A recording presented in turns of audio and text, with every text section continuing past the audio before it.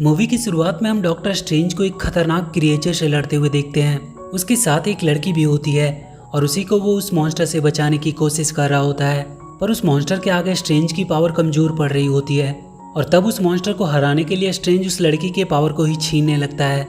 वो उससे कहता है कि वो अपनी पावर को कंट्रोल नहीं कर सकती है, पर उससे वो पावर लेकर स्ट्रेंज उस मॉन्स्टर को मार सकता है।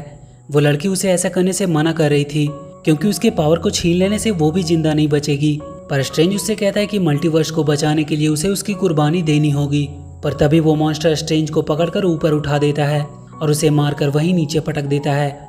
उसके बाद वो मॉन्स्टर उस लड़की को पकड़कर उसके पावर को छीनने लगता है, पर उस लड़की की पावर की वजह से वहाँ मल्टीवर्सेस पोर्टल खुलने लगते हैं। स्ट्रेंज उस मॉन्स्टर पर हमला करके उस लड़की को उस पोर्टल के अंदर भेज देता है, पर यह सारा कुछ स्ट्रेंज का सिर्फ एक सपना था। वो उठकर तैयार होने लगता है और अपनी एक्स गर्लफ्रेंड क्रिस्टीन की शादी में पहुंचता है। वहाँ वो क्रिस्टीन से कहता है कि वो सॉरी फील कर रहा है क्योंकि उसने उसकी केयर नहीं की, पर वो इस बात से खुश है कि उसे वो मिल गया जिसके साथ वो खुशी से रह सकती है। तभी बाहर शहर में किसी का हमला होता है और स्ट्रेंज शहर को बचाने के लिए जाता है। वहाँ एक बड़ा सा ऑक्टोपस एक बस को उठाए हुए था जिसमें एक लड़की थी। स्ट्रेंज उस लड़की को उस बस से बाहर निकालता है और उस ऑक्टोपस से लड़ने लगता है। स्ट्रेंज उस लड़की को देखकर कहता है कि शायद वो उससे पहले भी मिल चुका है। ये वही लड़की थी जिसे उसने कल सपने में देखा था। तभी वो ऑक्टोपस स्ट्रेंज को पकड़कर पास के बिल्डिंग में फेंक देता है जहाँ वो बेहोश हो जाता है। वो फिर से उस लड़की को पकड़ लेता है। तभी वहाँ वोंग आकर उसे उससे बचाता है और उस मॉन्स्टर से लड़ने लगता है, पर बहुत जल्द वो वोंग को भी अपने टेंटिकल्स में जकड़ लेता है और दोबारा उस लड़की के पीछे जाता है, पर स्ट्रेंज का कोट उसे इस बार उससे बचा लेता है और तब तक स्ट्रेंज भी वापस आ जाता है और वोंग को उससे छुड़ाता है। वो दोनों मिलकर अब उसका मुकाबला करने लगते हैं, पर वो दोनों उसके आगे कमज़ोर पड़ रहे थे। इस बार उसने स्ट्रेंज को अपने टेंटिकल्स में जकड़ लिया था जिसकी वजह से वो कुछ नहीं कर पा रहा था। तभी स्ट्रेंज का कोट उड़ता हुआ आता है और ऑक्टोपस की आंख को ढक लेता है। स्ट्रेंज तुरंत वहाँ एक पोल की मदद से उस ऑक्टोपस की आंख बाहर निकाल देता है जिसकी वजह से वो वहीं मारा जाता है। उसके बाद स्ट्रेंज उस लड़की से पूछता है कि वो कौन है और उसने उसे अपने सपने में कैसे देखा। वो लड़की उसे बताती है कि वो उसका सपना नहीं बल्कि एक दूसरा यूनिवर्स था जिसमें उसका ही एक अलग वर्जन उसके साथ एक मॉन्स्टर से उसे बचा रहा था। वो उसे बताती है कि वो ऑक्टोपस उसे किडनैप करना चाह रहा था क्योंकि कुछ डेमंस हैं जो उसके पावर्स को छीनना चाहते हैं। वो बताती है कि उसके पास किसी भी यूनिवर्स में ट्रैवल करने की पावर है, पर वो उस पावर को कंट्रोल नहीं कर सकती है। जब भी उसे कभी डर लगता है तब वो पावर अपने आप एक्टिवेट होने लगती है और मल्टीवर्स के पोर्टल खुलने लगते हैं। स्ट्रेंज उससे पूछता है कि कोई तो रास्ता होगा उन डेमंस को हराने का। वो कहती है कि एक बुक है, बुक ऑफ वेसांटी, जिसकी मदद से वो डेमंस को हरा सकते हैं। वोंग कहता है उस बुक तक पहुंचना लगभग नामुमकिन है, पर वो लड़की कहती है कि वो स्ट्रेंज के साथ उस बुक तक लगभग पहुंच चुकी थी, पर डेमंस ने आके उन्हें रोक दिया और वो यहाँ इस यूनिवर्स में आ गई। स्ट्रेंज कहता है कि ये रियल नहीं हो सकता क्योंकि ये सिर्फ उसका एक सपना था। वो लड़की उसे प्रूफ के तौर पे दूसरे यूनिवर्स के स्ट्रेंज की लाश को दिखाती है जो उसके साथ यहाँ आ गई थी। ये देखकर स्ट्रेंज और वोंग को भी अब उस लड़की पे भरोसा हो जाता है कि वो जो कह रही है वो बिल्कुल सही है। स्ट्रेंज वोंग से कहता है कि इस लड़की की जान पे बहुत खतरा है, उन्हें इसे सेफ रखना होगा। वोंग उस लड़की से उसका नाम पूछता है। वो अपना नाम उन्हें अमेरिका चैविस बताती है। वोंग उसे उनके साथ कमरताज चलने को कहता है क्योंकि वहाँ वो सेफ रहेगी। वो स्ट्रेंज की लाश को वहीं दफना देते हैं। आगे हम वांडा को देखते हैं जो अपने दोनों बच्चों के साथ घर पे एंजॉय कर रही होती है, पर यह सब उसका सिर्फ एक सपना था जिसे वो वास्तविकता में बदलना चाहती थी। वो अपने गार्डन में फूल तोड़ रही होती है, तभी उससे मिलने स्ट्रेंज आता है। वो उससे मल्टीवर्स के बारे में पता करने आया था। वो उसे बताता है कि उसके पास एक लड़की आई है किसी दूसरे यूनिवर्स से और कुछ डेमंस उसके पीछे पड़े हुए हैं जो उसके पावर्स को हासिल करना चाहते हैं। वो लोग उसे कमरताज लेके आए हैं ताकि वो फिलहाल सेफ रह सके। स्ट्रेंज वांडा से कमरताज आकर एक बार उस लड़की से मिल लेने को कहता है। वांडा उससे कहती है कि तुम अमेरिका को यहाँ उसके पास क्यों लेकर नहीं आ जाते, वो उसके साथ सेफ भी रहेगी। पर स्ट्रेंज सोच में पड़ जाता है क्योंकि अभी तक उसने वांडा को उस लड़की का नाम नहीं बताया था, पर उसे पहले से ही उसका नाम पता था। पर तब वांडा उसके सामने से सारा इल्यूजन हटा देती है। वांडा अब स्कारलेट विच बन चुकी थी। स्ट्रेंज देखता है उसने डार्क होल्ड बुक को खोल लिया था जिसकी वजह से उसकी शक्तियाँ उसी पे हावी हो गई थी। वांडा उससे कहती है कि इस बुक की मदद से उसके पास वो सब वापस आ सकती है जो कभी उसका हुआ करता था। वो कहती है कि वो इस यूनिवर्स को छोड़ देगी और वहाँ चली जाएगी जहाँ वो अपने बच्चों के साथ रह सकती है। इस पर स्ट्रेंज कहता है कि उसके बच्चे कभी रियल नहीं थे, उसने उन्हें अपनी मैजिक से बनाया था और अगर वो ऐसा करती है तो ये नेचर के लॉ का उल्लंघन होगा, और अगर उसने चैविस से उसका पावर छीन लिया तो वो जिंदा नहीं रह पाएगी। वांडा उससे कहती है कि तुम्हें नहीं लगता तुम्हारे मुंह से ये नेचर के लॉ के उल्लंघन वाली बात सही नहीं लगती, क्योंकि उसने भी तो वही किया था थैनोस को टाइम स्टोन देकर। तुम नियम को तोड़कर हीरो बन जाते हो, और अगर वो ऐसा करे तो वो उसके लिए दुश्मन बन जाती है। वो कहती है कि आज सूरज डूबने के पहले वो लोग चैविस को शांति से उसके हवाले कर दे, और उसके बाद वो उसे कभी नहीं दिखेगी।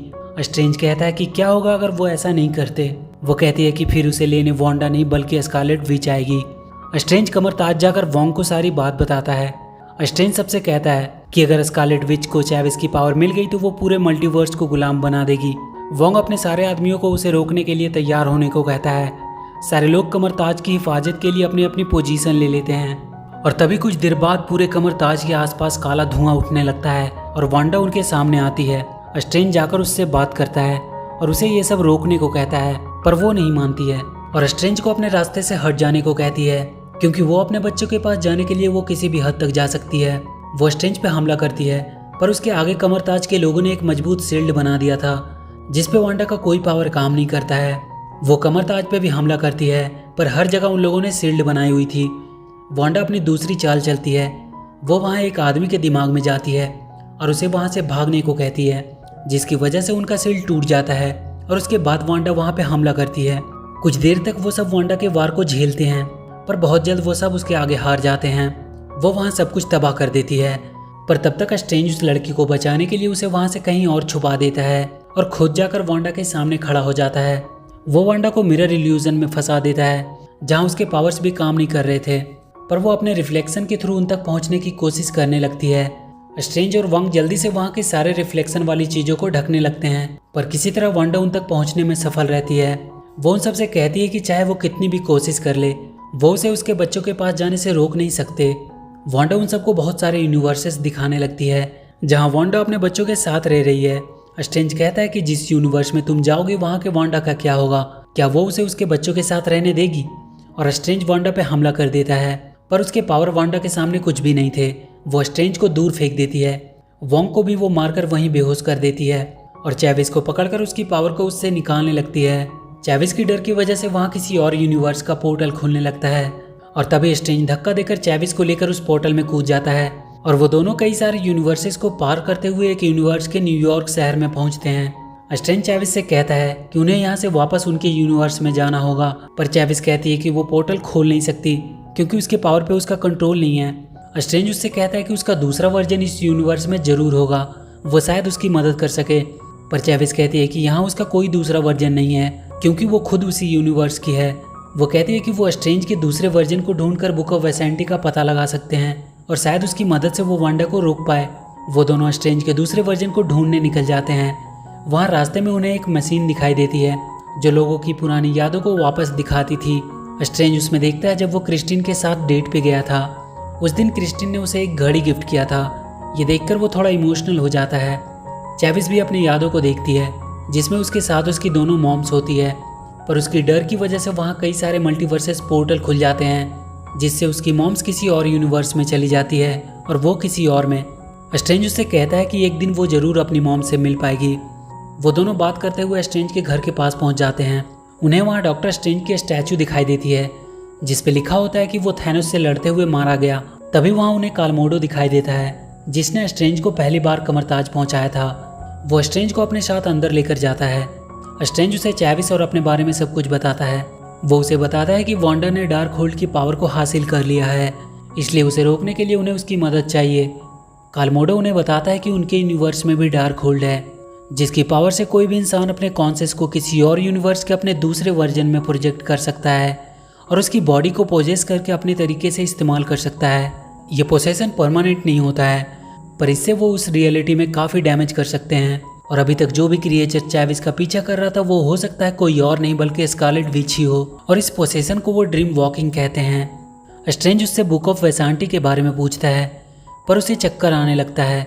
कालमोडो ने उसके ड्रिंक्स में कुछ मिलाया था। वो दोनों वहीं बेहोश हो जाते हैं। इधर स्कारलेट विच अपने आप को उस यूनिवर्स के खुद की वर्जन में प्रोजेक्ट करने की कोशिश कर रही थी जहाँ चैविस और डॉक्टर स्ट्रेंज थे। उसने वोंग को अपने पास बांध करके रखा हुआ था। तभी वोंग के पास उसका एक आदमी आता है और अपने चाकू से डार्क होल्ड की बुक को लेकर डिस्ट्रॉय कर देता है। जिसमें वो खुद भी मारा जाता है। वांडा का दूसरे यूनिवर्स से कनेक्शन टूट जाता है। वो देखती है कि बुक भी डिस्ट्रॉय हो चुका है।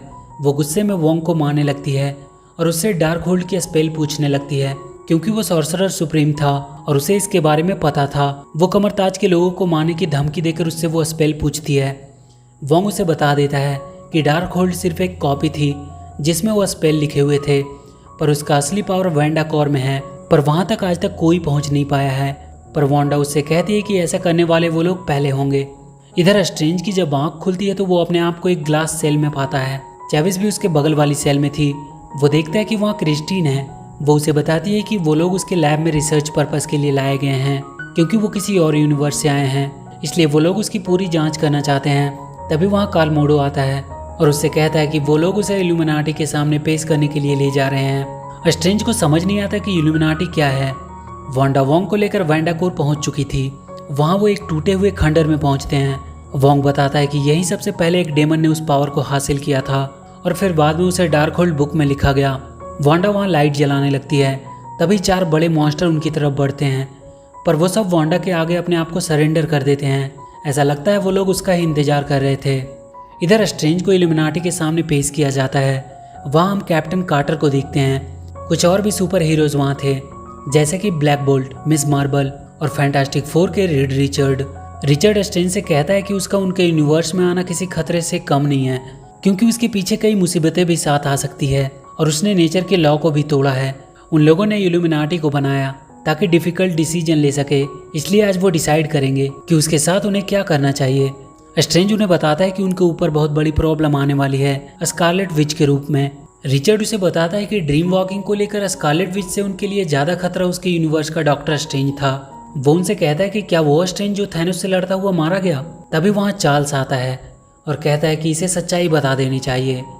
वो बताते हैं कि वो सब थैनोस के साथ वॉर में थे, पर स्ट्रेंज हमेशा अपनी मर्जी से काम करता था। उसने डार्क होल्ड की पावर ली और ड्रीम वॉकिंग करना शुरू कर दिया, पर एक दिन उसने उन सबको बुलाया और कन्फेस किया कि वो ड्रीम वॉकिंग कर रहा है। और ऐसा करते हुए एक बार उससे गड़बड़ हो गई और उसकी वजह से एक यूनिवर्स के सारे लोग मारे गए और उसे डर है कि उसकी वजह से वो दोबारा ऐसी गलती कर सकता है। उन सब ने बुक ऑफ वेसांटी की मदद से थैनोस को मारा, पर उनके सामने अभी भी दूसरा खतरा मौजूद था, डॉक्टर स्ट्रेंज के रूप में। इसलिए उन सब ने ब्लैक बॉट की मदद से स्ट्रेंज को खत्म कर दिया। इधर वोंग वांडा को समझाने की कोशिश कर रहा था कि वो चाहकर भी सब कुछ कंट्रोल नहीं कर सकती, पर वांडा उसे वहाँ के पहाड़ से नीचे फेंक देती है और अपना पोजेशन शुरू कर देती है। वो उस यूनिवर्स की वांडा को पोजेस करके अमेरिका चेविस के पीछे भेजती है। इल्यूमिनाटी के लोग अपने बिल्डिंग में किसी के हमले की आवाज़ सुनते हैं। वो कैमरे में देखते हैं वांडा ने उन पर हमला किया था। वो सब उसे रोकने के लिए चले जाते हैं। चार्ल्स स्ट्रेंज से कहता है कि अगर वो इस सेल से बाहर आ पाता है तो वो बुक ऑफ वेसांटी को लेने जाए जो वहाँ मौजूद है, और अमेरिका चेविस को किसी भी हालत में उस स्कारलेट विच से बचा कर रखे। वांडा क्रिस्टीन की लैब की तरफ बढ़ रही थी। वो उस रूम में पहुंचने ही वाली होती है कि उसके आगे सारे सुपर हीरो उसे रोकने के लिए आ जाते हैं। रिचर्ड वांडा को रुक जाने को कहता है। वो कहता है कि ब्लैक बोर्ड उसे सिर्फ अपनी आवाज़ से ख़त्म कर सकता है, पर ब्लैक बोर्ड का पूरा मुंह ही सील हो चुका था और वो अंदर ही अंदर अपनी आवाज़ से ही फटकर मर जाता है।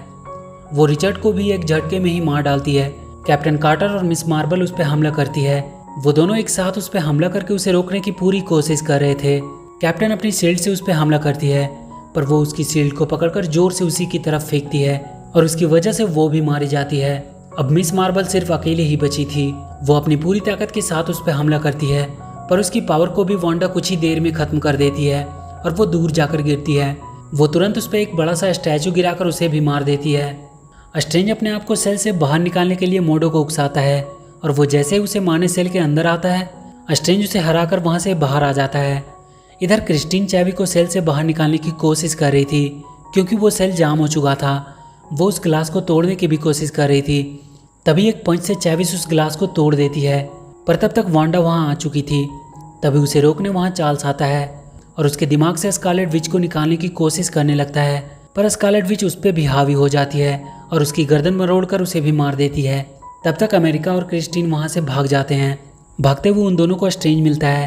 क्रिस्टीन उन्हें लेकर बुक ऑफ वेसांटी के पास ले जाने लगती है।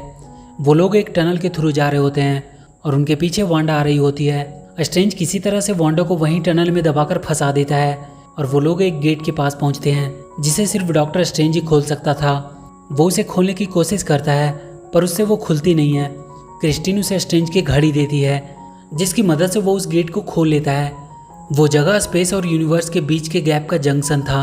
वहाँ बुक ऑफ वेसांटी रखी हुई थी। स्ट्रेंज जाकर उस बुक को अपने हाथ में ले लेता है।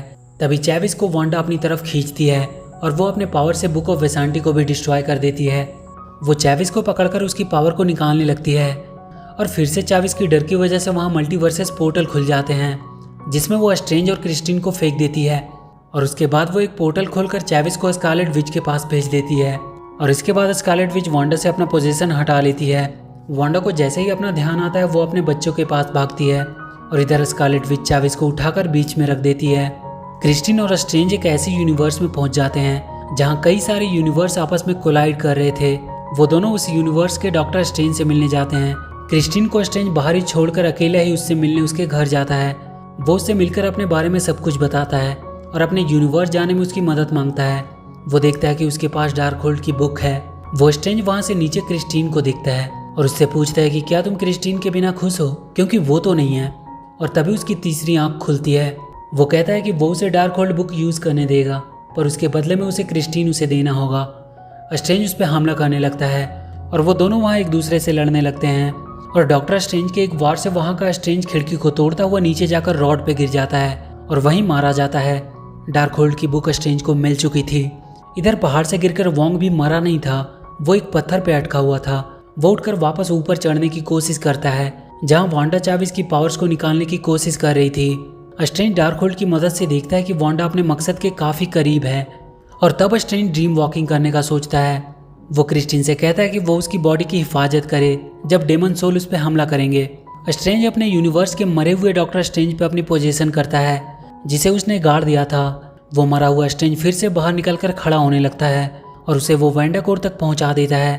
पर तभी बहुत से डेमन सोल उस पर हमला करने लगते हैं। वो डेमंस कह रहे थे कि डेड बॉडी को पोजेस करना माफी के काबिल नहीं है और बहुत सारे डेमंस उस पर हमला करने लगते हैं। क्रिस्टीन उसकी बॉडी को डेमन से बचाने की कोशिश कर रही होती है। वो वहाँ के सारे डेमंस को फायर फ्लेम से खत्म कर देती है और स्ट्रेंज को जाकर संभालती है और कहती है कि वो उन डेमन स्पिरिट को अपने फायदे के लिए इस्तेमाल करे। स्ट्रेंज उन सारे डेमन स्पिरिट की मदद से उड़ता हुआ स्कारलेट विच के पास पहुंचता है।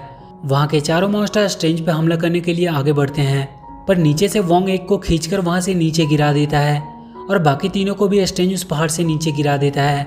वो वांडा पे उन डेमंस को डाल देता है जिसकी वजह से वोंग उसे किसी तरह कंट्रोल कर लेता है। वोंग उससे कहता है कि वो ज्यादा देर तक उसे संभाल नहीं पाएगा, उसे चैविस की पावर को निकालकर यूज करना होगा, उनके पास और कोई रास्ता नहीं है। स्ट्रेंज चैविस की तरफ बढ़ता है। चैविस उससे कहती है कि वो अब समझ चुकी है कि उन्हें उसकी पावर क्यों चाहिए और वो अपने अंदर से उसे पावर निकाल लेने को कहती है। पर स्ट्रेंज उससे कहता है कि वो उसका पावर लेने नहीं आया है बल्कि उसे बताने आया है कि वो अपने आप पे भरोसा करे, फिर वो अपने पावर को खुद कंट्रोल करने लगेगी और वो मिलकर स्कारलेट विच को हरा पाएंगे। अमेरिका अपने पावर को कंट्रोल करने की कोशिश करती है। तब तक वांडा भी छूट जाती है और वो स्ट्रेंज पे हमला करके उसे मारने लगती है। तभी चैविस आकर उसे एक पंच देती है। अब वो अपनी पावर को फील कर सकती थी। वो लगातार वांडा को मारने लगती है और एक पोर्टल खोलकर उसे खोलते हुए लावे में गिराने वाली होती है पर वो रुक जाती है और कहती है कि वो उसके जैसा नहीं बन सकती और उसके सामने उसके दूसरे वर्जन वाला पोर्टल खोल देती है जहाँ उसके दोनों बच्चे उसे देखकर डरने लगते हैं। वहाँ उनकी मॉम वांडा आती है जिसे वो वहाँ से दूर फेंक देती है और कहती है कि वो उनकी मॉम है। वो दोनों बच्चे स्कारलेट विच पर चीजें फेंक कर मारने लगते हैं और वो उससे डरकर छुपने लगते हैं। वो उनके पास पहुंचकर कहती है कि वो उन्हें हर्ट नहीं करना चाहती, वो किसी को भी हर्ट नहीं कर सकती क्योंकि वो एक मॉन्स्टर नहीं है और वो वहीं बैठकर रोने लगती है। उसकी दूसरी वर्जन वांडा उसके पास आती है और प्यार से उसके चेहरे पे हाथ फेरती है और तब चैविस उस पोर्टल को बंद कर देती है। वांडा को अब अपनी गलती का एहसास हो चुका था। वोंग और चैविस वहाँ से पोर्टल खोलकर स्ट्रेंज को लाने चले जाते हैं। वांडा वहाँ के सब कुछ को तोड़कर बर्बाद कर देती है ताकि दोबारा कोई डार्कहोल्ड को यूज ना कर पाए। स्ट्रेंज देखता है कि उसके पास की भी डार्कहोल्ड की बुक डिस्ट्रॉय हो गई है। वांडा ने हर यूनिवर्स के डार्कहोल्ड को खत्म कर दिया था। वोंग और चैविस स्ट्रेंज को लेने के लिए वहाँ आ जाते हैं। आगे हम देखते हैं कि अमेरिका चैविस भी कमरताज में सीखने की कोशिश कर रही है और इसी के साथ ये मूवी यहीं खत्म हो जाती है। तो वीडियो अगर अच्छी लगी हो तो please do like and share the video and please subscribe to my channel and press that bell icon.